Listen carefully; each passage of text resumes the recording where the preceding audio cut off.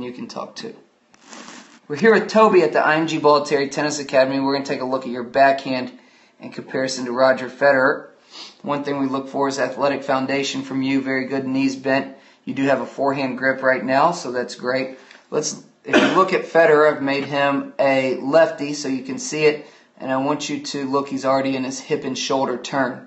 Let's take a look at you as you get into your hip and shoulder turn. So you go and you turn, you take the racket back. I want you to notice that grip right away that you have is almost continental to forehand.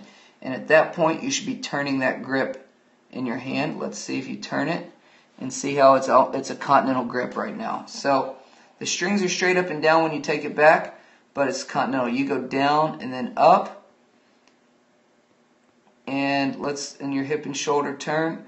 Now look at where Roger is right now with his racket head, and look at you. If you look at the wrist, his grip is more extreme and his wrist is bent back, so it goes almost like that. It's almost bent, right? And you have a continental grip and your wrist is straight, almost with your hand and your forearm. So I want you to try to, with the grip that we've discussed, move the grip but also cock it back, because look at his racket face, how it's open a little bit more, and look how yours is really closed in the backswing. Okay?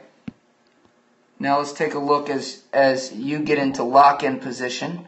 And when we say lock-in, it's going to be that position, butt of the racket to the ball. Now I want you to watch Roger as he gets into lock-in position. Okay? As he moves, watch the racket as he moves to this ball. And let's watch how it goes. The racket's a little extreme in the backswing, but watch the lock-in position as his racket is locked into the bottom of the ball. Look at the angle of the racket face before it approaches the ball. The angle of the racket face is down, so then he can get underneath the ball. The angle of your racket face at lock-in is straight back to the back fence. So it's going to be hard for you to generate that spin. And really the reason your hand is the way it is because of your grip. You can't drop the racket. If you were to drop the racket with that grip, the racket face would open up and the ball would fly on you. So let's take a look at your contact point. Okay, and when you make contact, you can tell how your body and your legs, everything goes straight, right? Up, because that's how you're generating spin and height over the net with that grip, is by really lifting your body up the back of the ball. I want you to notice, look at Roger's legs, how they're bent, knees bent, compared to yours. Let's look at how Roger looks at contact. Okay, so we're going to go Roger through contact, and then, so contact right there. Your contact looks sort of the same. You can see his grip is different than yours. Ball in the middle of the racket. See how when you hit, you're straight up and down, and also the grip there isn't going to allow you to really accelerate through the ball. Okay, I want you to watch first let's watch Roger. We'll watch Roger extend through this. Sorry, that's you. We'll rewind it.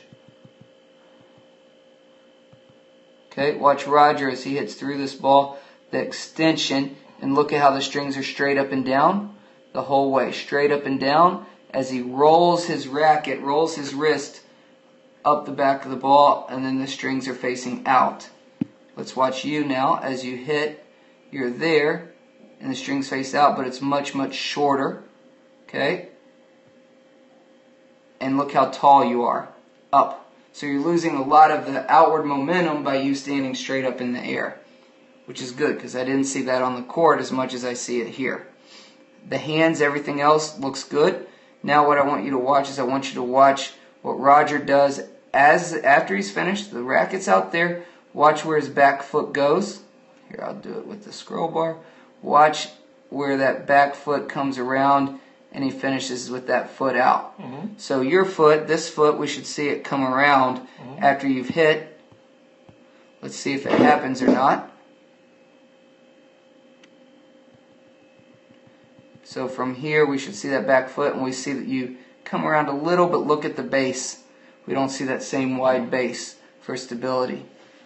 Toby, we thank you for coming to IMG Bollettieri Tennis Academy, the #1 adult tennis program in the world.